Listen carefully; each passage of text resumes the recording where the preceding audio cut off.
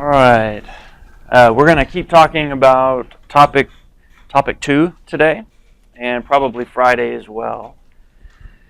Topic 2 is our basic matrix and vector results, definitions, operations, in addition to random vectors. So going to keep lecturing a little bit today about that, and then also going to go to R for a little while and show you some tips on how to do vector and matrix-based stuff in R.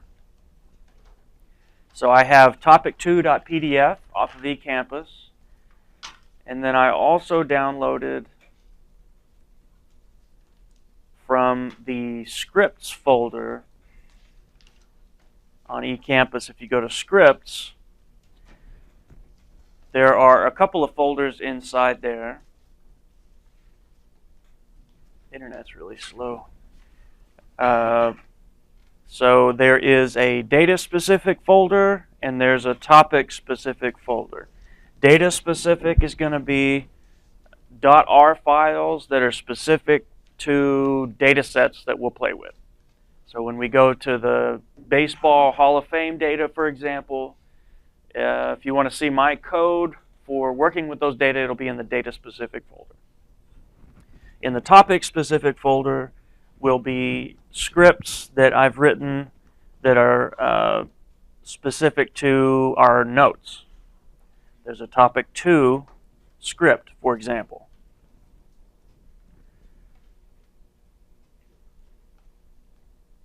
When you download that, you'll have a .r file on your computer. And what I've said about these script files is that they are just text files. They're not any kind of special compiled program type or anything. They're just text files. I chose to have the file extension be R, but it could just as well be .txt. If you double-click on a .r file, if it's the first time that you've done that, you may get a message like, how do you want to open this file? I don't recognize this file type, so tell me the program you want to use. Depending on the type of computer you're on, I recommend using, on a Windows machine, I recommend using Notepad++ as your text editor. There's lots of text editors out there. Notepad++ is free, and when you open R code in it, it does some kind of intelligent things for you. It recognizes that you're working with code, and it recognizes that the number symbol is for comments. So all the comments are colored green. It does some other color coding to help you keep track of your parentheses and your commands and stuff like that. So you want a basic text editor that gives you that kind of intelligent interface. Again, on a Windows machine, I like Notepad++. On a Mac, I like Text Wrangler. Both of those are free. Let's just start here, since we haven't really done anything in R yet. What this script is, let me back up just a second. What I mean by script is text file, and it contains a bunch of R code. R is interpreted language, which means you just type in a command and hit enter inside R, and that's how it works for you. Good practice is to write down the commands that you are going to use in a separate file and saving them. What's handy about that is that if I have all this code written out, then I can very easily rerun my analysis. If I have an analysis of a data set and I need to do it again, or I need to change something minor and rerun the whole thing, it's very easy if all the code is written in a text file. It's also convenient if you want to share your code, share your analysis with somebody. If you email me your Excel spreadsheet containing a data set and your .r file, then I can completely reproduce what you did or help you diagnose where the typos or bugs are. So let's just start at the top of this. Let me get R open. It is open, okay. And throughout this script, this is just code that is relevant to the Topic 2 notes.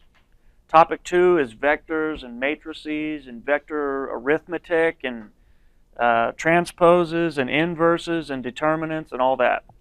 So in here I have little examples that A, illustrate what's in the notes, and B, illustrate how to do basic stuff in R. The first section from the notes is all about vectors. That's what we talked about last time, with Friday. Vectors, their lengths and their angles, arithmetic, and stuff like that. So here's how you can create a vector in R. Here's an example.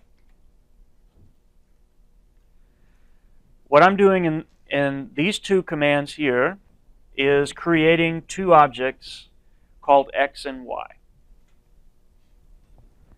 X is the vector that has three components, 2, -1, 1. So if you drew a x, y, z set of axes and went out 2 units in the first variable, went back -1 unit in the second variable, and went up 1 unit in the third variable, and then connected with a little directed line segment, that's the vector 2, -1, 1.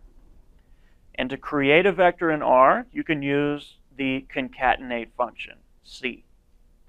So C, concatenate, open close parentheses, is how you access a function. Then to provide the elements of the vector, you just provide comma-separated elements. If I copy and paste this, which I can do with Command C and then Command V or Control V, I now have this object called X. Let me increase the font here.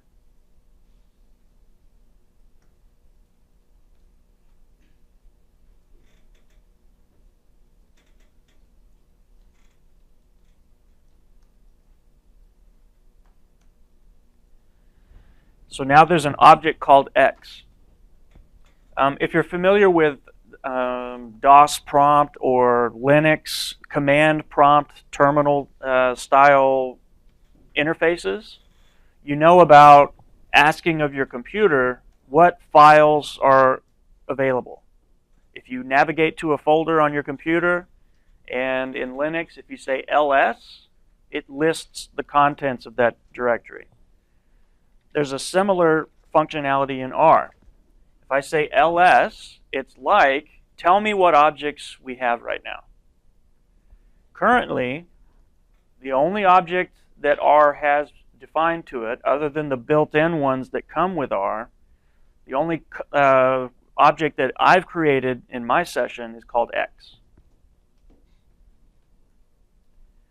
Just FYI, if you end up with tons of stuff and you don't want all of it, maybe it's taking up space or taking up memory and you want to get rid of some of it, you can always do rm for remove. So rmx deleted x. There is no object named x anymore. If I say ls, there's nothing. If you have, let's create both of these, x and y. Here's two vectors. Now I have two objects in my working space. One way to get rid of everything, just start with a blank slate, is to say rm. It's kind of a specialized command. So this is the type of thing that I write in my cheat sheet. There's a handful of commands that I always forget for R because they're not super intuitive. So this is one that I put in my notes to myself. If I want to clear my workspace, I can say remove a list, and the list is defined as whatever ls gives me. So basically go through and find every object in your workspace and remove it. If you want to rerun a command, like I would like to rerun the definition of x and y. Let's recreate those two objects. I could go back to my script, copy and paste again. A shortcut is to just use the up arrow on your keyboard. So that's one up arrow. There's 2, 3, 4. There's my x definition. I'll just hit enter. And then I'll go back up again and get y.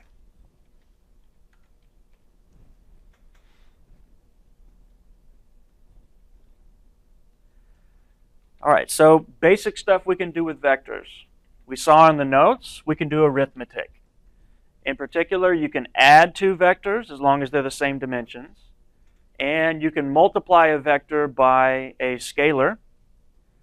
You can also multiply two vectors. All of those are defined in R. So here's x. It's 2 minus 1, 1. Then 2 times x, in what we saw in topic 2 notes, was a scalar times a vector is you just multiply the scalar by every component of the vector. So that's the result of that. X plus y, you add component by component. So 5 is the sum of 2 and 3. And then minus 1 is the sum of minus 1 and 0, and so on. And if you multiply two vectors like that, it's just like the addition in the sense that it goes component by component, but it's multiplication. So that 6 is 2 times 3 now, and the 0 is minus 1 times 0, and so on.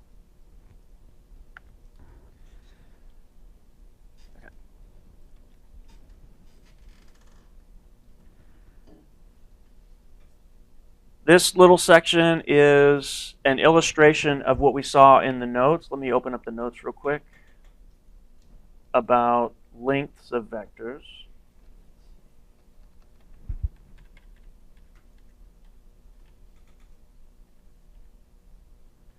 So remember, the length of a vector is you add up the squared values of each component and then take the square root of that. So it's the square root of the sum of the squared component values. Back here, I can compute the length of x, and I've done it in two ways. L underscore x is an object I'm creating. So I'm saying create an object called Lx that takes the value this. So I have square root sum x upper caret 2. X upper caret 2 means x squared to r. If I take x and then square it, it goes component by component and squares each component. So x squared is a vector that's the same length as x. To compute the length of x, I need to do that and then add those all up and then take the square root. I can add up the values of a vector with the sum function. Here's the sum of x. That's just 2 plus minus 1 plus 1. I can also add up the sum of x squared. So if I want to do some arithmetic first before summing, I can do that. Then the length should be the square root of that.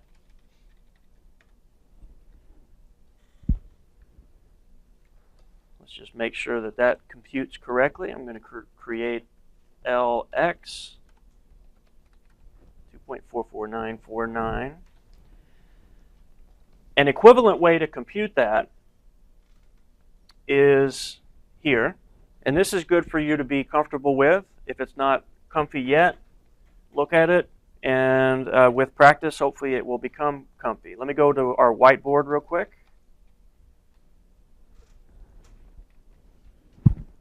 We have a vector x, and we said the length of x is the square root of first component squared component squared, dot, dot, dot, all the way through.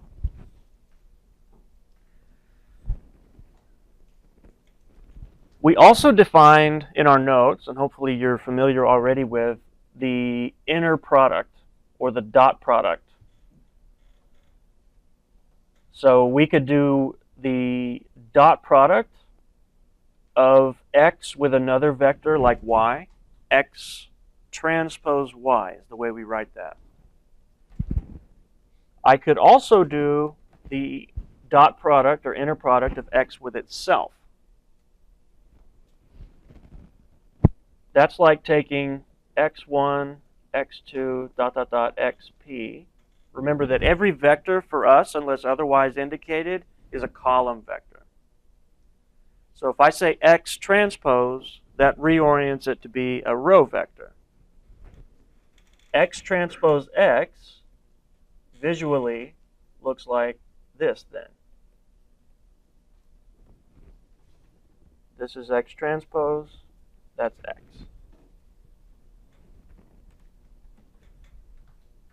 And the way that we multiply two arrays that are next to each other is the usual way that you do a matrix multiplication. We would do this times that, plus this times that, plus dot, dot, dot, this times that. So this operation is x1 squared plus x2 squared plus xp squared.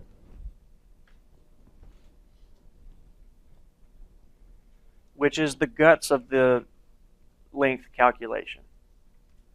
So another way to write length is like that.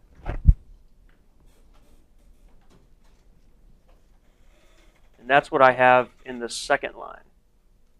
Exact same calculation, just done a different way. You transpose a vector or a matrix with the t function in R.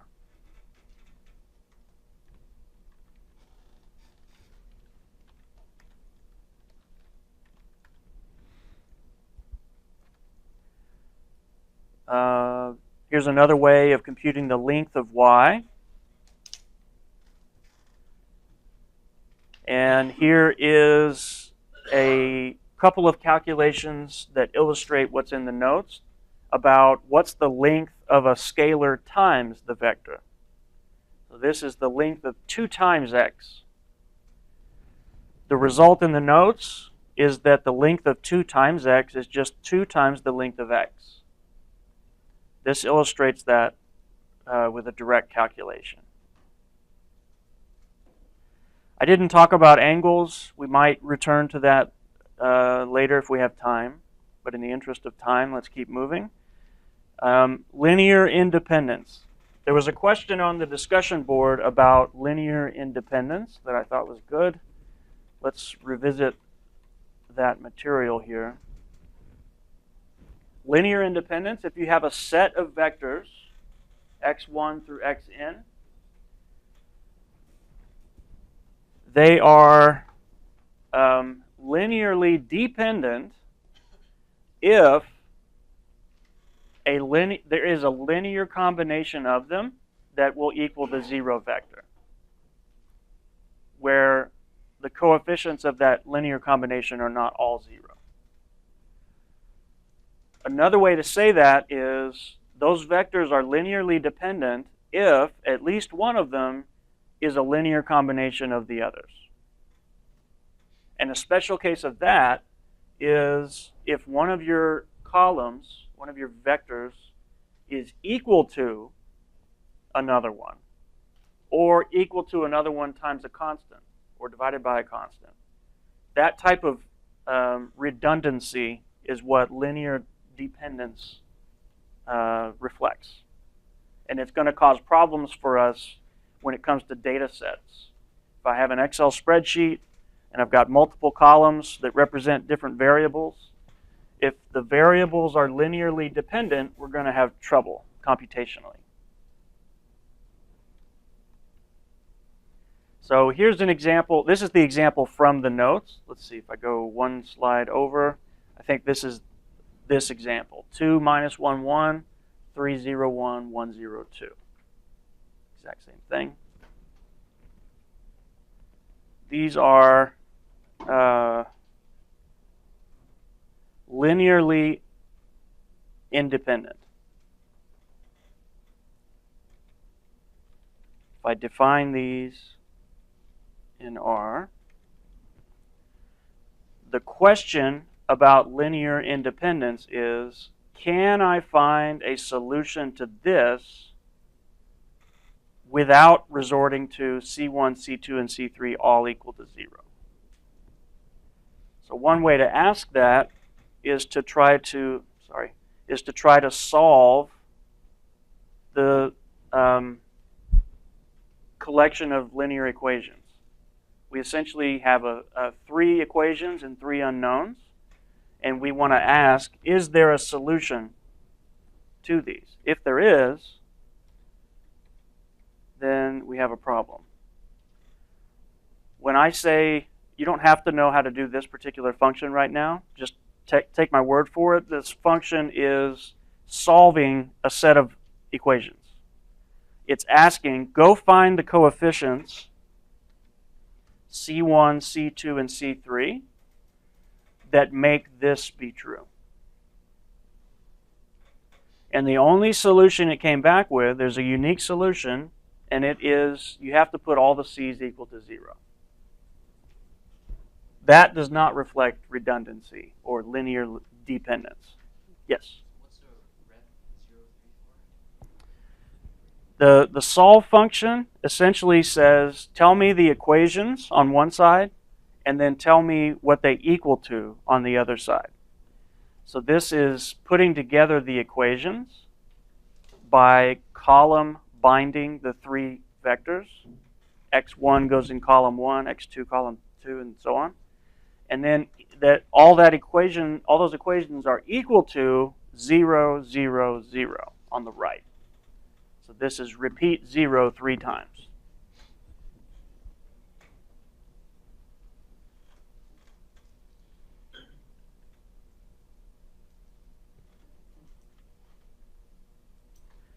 The next chunk of code in here goes to matrices. And let me do just a couple of things here.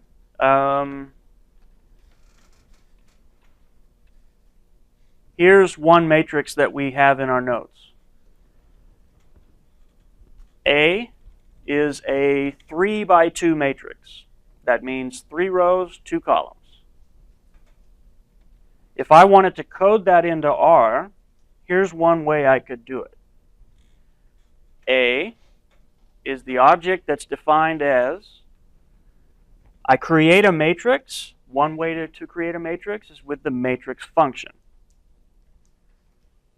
If you call the matrix function, then its first argument needs to be a vector containing the values of all of its cells. And by default, it's expecting you to provide the numbers by going down the columns.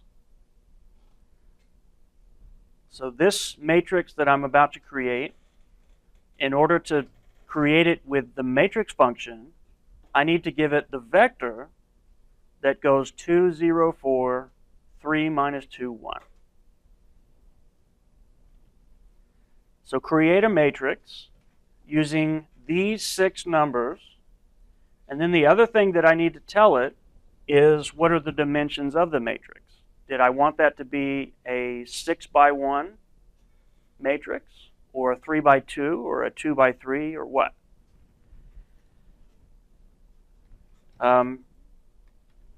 Just as a reminder, help for any old function in R, you can access it by doing question mark function name. Here's the help file for the matrix function. Here's the basic usage of it. And the reason I'm here is to show you what the options are. There's an in row, there's an in column, and there's a by row. If you provide matrix with a vector of numbers, you can tell it how many rows to organize them in with the in row argument. Equivalently, you can tell it how many columns to organize them in. So you tell it the number of rows, it can figure out the number of columns. You tell it the number of columns, it can figure out the number of rows. So here goes creating that matrix. Capital A.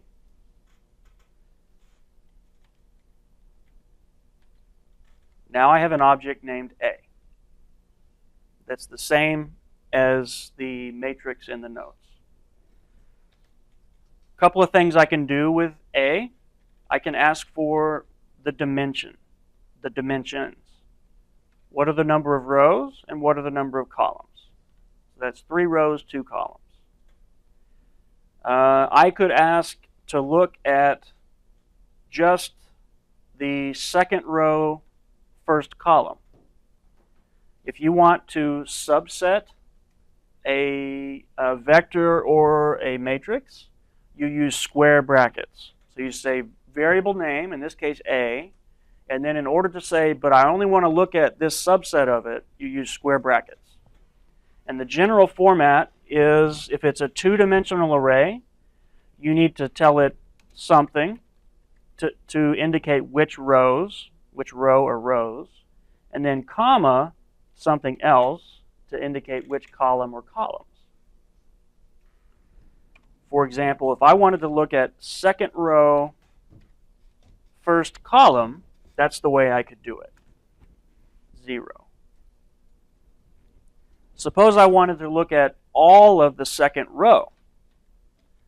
I still use square brackets, and I still have to tell it 2 things, rows and columns.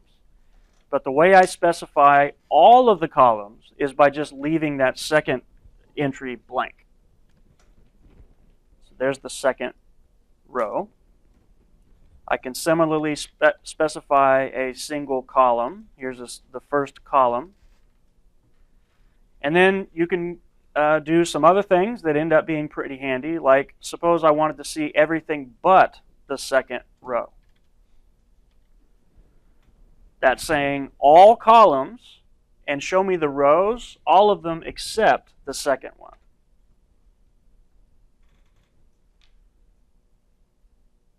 So I definitely need you to get comfortable with using square brackets to do subsetting of matrices and vectors and data sets.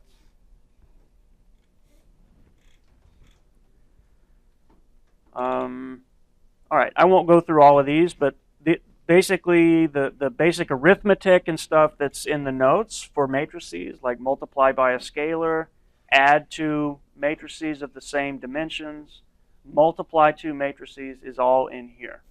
Let me go ahead and show you, though, the matrix multiplication.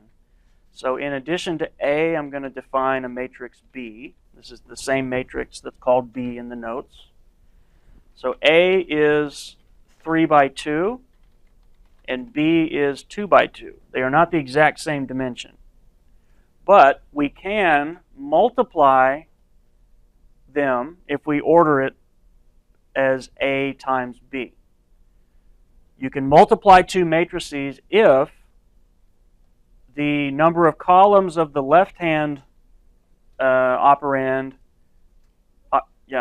are the same as the number of rows as the right one. They don't all have to equal. The key is that this 2 needs to match that 2. Then if you want to do a matrix multiplication, it is not what you use for scalar multiplication. What's 2 times 4? I just use the asterisk for multiplication, not x, the asterisk. But I don't do A asterisk B. You'll get an error in this case. You can asterisk multiply matrices, but that is component by component multiplication. And so the 2 matrices have to be the exact same dimensions. Matrix multiplication is done with a special symbol in R. It's that one. So it's kind of like a special multiplication. percent, asterisk, percent. If I take a 3 by 2 matrix and multiply it by a 2 by 2, I'm going to get a 3 by 2 matrix back. That's review linear algebra.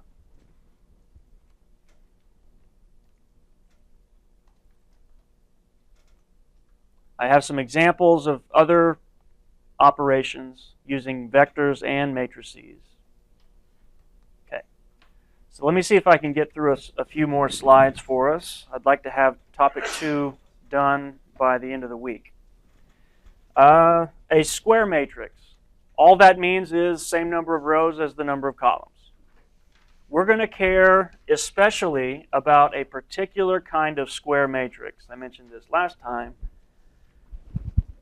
We will repeatedly deal with a covariance matrix or a scaled version of a covariance matrix that we call a correlation matrix.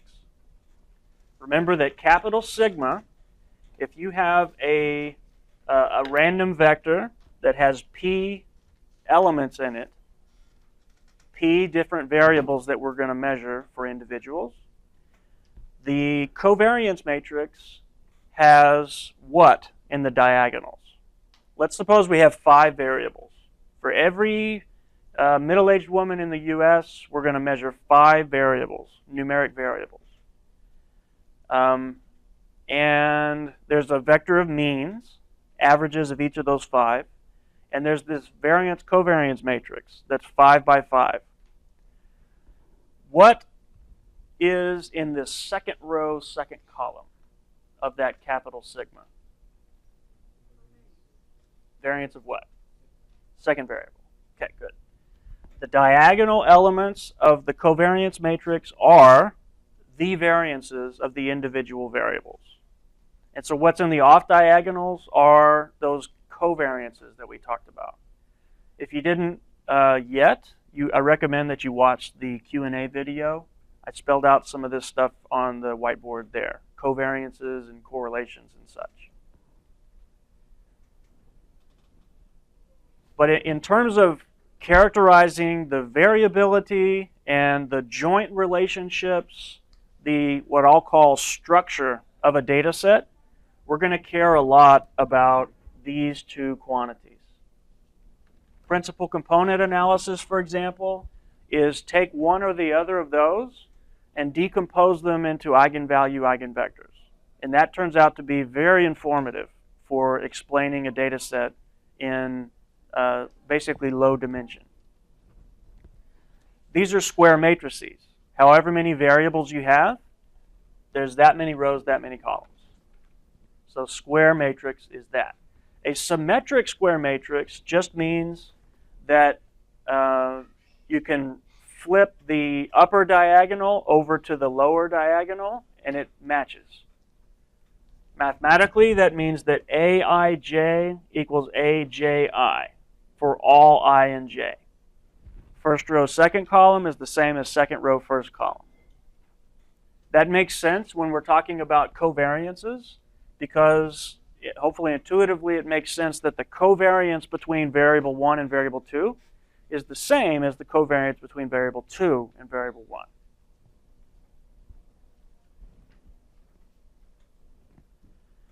All right. One special square matrix, square symmetric matrix, is called the identity matrix. We're going to use boldface I to indicate the identity. The identity matrix is kind of like a matrix analog of multiplying by 1. If you take a scalar number and multiply by 1, you get back the scalar number. Similarly, if you take an arbitrary matrix and multiply it by the identity matrix, you get back the same matrix. So I, that is k by k, times a k by k A matrix would equal A. And we also have that I times A is the same thing as A times I. Just like multiplying a scalar by the number 1, you can do 1 times that scalar, same thing as scalar times 1. So we have the identity. Another important square symmetric matrix is, let's see, square matrix at least, is the inverse of A. And this is the matrix analog of dividing. You can take two scalars and divide them by each other. We can't exactly say matrix A divided by matrix B. That operation is not defined. But the closest we get is with an inverse. So the inverse of A, we write it as A to the minus 1 power. That does not mean every component of A has been inverted. That's not the same thing. It is a different matrix altogether. A to the minus 1 is a special matrix called the inverse, and its definition, its property is that if you multiply the inverse by the original, what you get back is the identity. And it doesn't matter which order you do it in. A inverse times A is the identity, so is A times A inverse.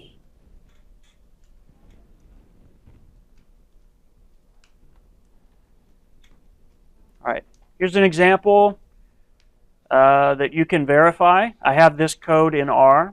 A is this simple 2 by 2 matrix. And the claim is that this is the inverse. You can verify that it's the inverse by going to R and matrix multiplying those two things. It should come back as the identity matrix. By the way that you compute inverses, let's see, I've already got, let's make another B here. Well, we don't need to. The way that you compute an inverse, if you have a matrix B, a square matrix B, then the inverse of B, you can get it with the solve function. So we've now seen the solve function play two different roles today. Many functions in R do multiple things depending on what kind of arguments you give to them. If I use solve and I provide a system of equations, comma, a vector of constants, then it will solve the equations for me like we did earlier. If I just say solve and give it a matrix name, then it gives me back the inverse.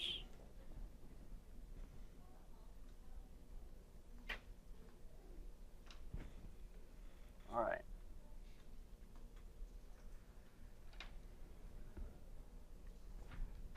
Orthogonality plays a fairly important role for us going forward. And we say a square matrix A is orthogonal if A times its transpose is equal to the identity. So basically that means that the transpose is the inverse.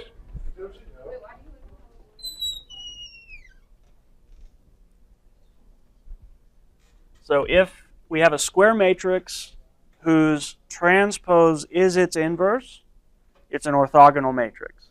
It's a big word, but it has some mathematical properties that make some of the multivariate stuff work. I'll leave it there. I definitely want to spend a moment here. This is everybody's least favorite slide, unless you're a math major. But we need to talk about what eigenvalues and eigenvectors are. So suppose we have a square matrix A, same number of rows, same number of columns. Then there are these things called eigenvalues and eigenvectors. A square matrix A has this pair of items. One of them is called the eigenvalue, that's a scalar, and the other is called the eigenvector, that's a vector. And how they're defined is with this relation right here, which looks innocuous, but I'll say something about it in a second. The square matrix A has a decomposition. There's a way to decompose A into kind of its essence. In particular, I can decompose A by expressing it as just a scalar, the eigenvalue, and its eigenvector. Actually, there's going to be a collection of eigenvalue-eigenvector pairs. But we're breaking down a matrix into constant and a vector. So you're kind of simplifying. If you can take a matrix that's rows and columns and express it equivalently as just a constant and vectors, that's simpler than the whole matrix, in a sense. The definition of the eigenvalue-eigenvector pair is here. Lambda and x are an eigenvalue-eigenvector pair if this is true. So what this is saying is that matrix A times the vector x equals a scalar times the vector x. In order for this to be true, in a sense, we've had to been able to replace the matrix A with just a scalar. In this expression, A times x is the same thing as just the scalar lambda times x. So what I'm trying to get across is that doing this decomposition to eigenvalues, eigenvectors is a simplification step. We care about simplification in multivariate statistics because we have these big data sets that we cannot, with our human eyes, process. And we want to force them down into lower dimensions, simpler representations that we can look at. So this is a simplification step down to kind of like structural components. Take the matrix A, and I can represent it with a scalar and a vector. We'll say more about these, but for now, it's okay for you to think about eigenvectors and eigenvalues as like core components of a matrix. And what we'll see is that you can take a matrix and decompose it into its core components, and part of the mathematics behind the scenes is that we will get the eigenvalue-eigenvector pairs ordered for us in terms of how much of the puzzle each one of those pairs represents. So think of A as this painting or something, and we're going to decompose it into certain components. Like maybe there's a background color of pink or something. And then there's some trees that are overlaid that. And then there's a mountain in the background. So taking the whole painting as a whole, you can decompose it into, well, there's the background. There's this layer that's the trees. There's that layer that's the mountains. What we'll get out of this is the biggest component of the picture overall, the thing that strikes you most, the most important pattern or structure, will be the first eigenvalue-eigenvector pair that's returned to us, followed by the next most important, and then the next most important, and so on.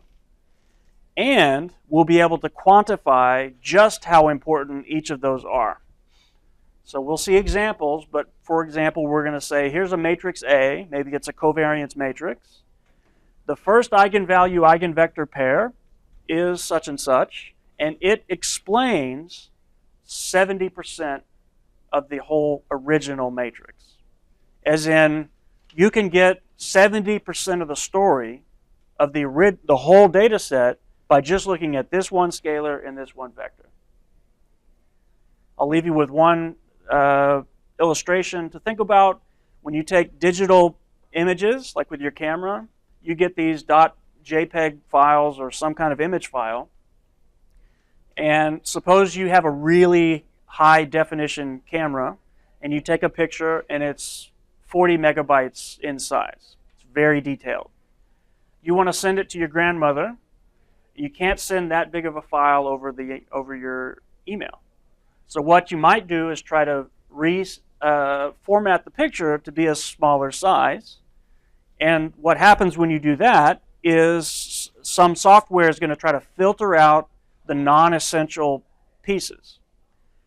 Try to represent it in a smaller dimensional space, essentially, without losing the fundamental picture of it.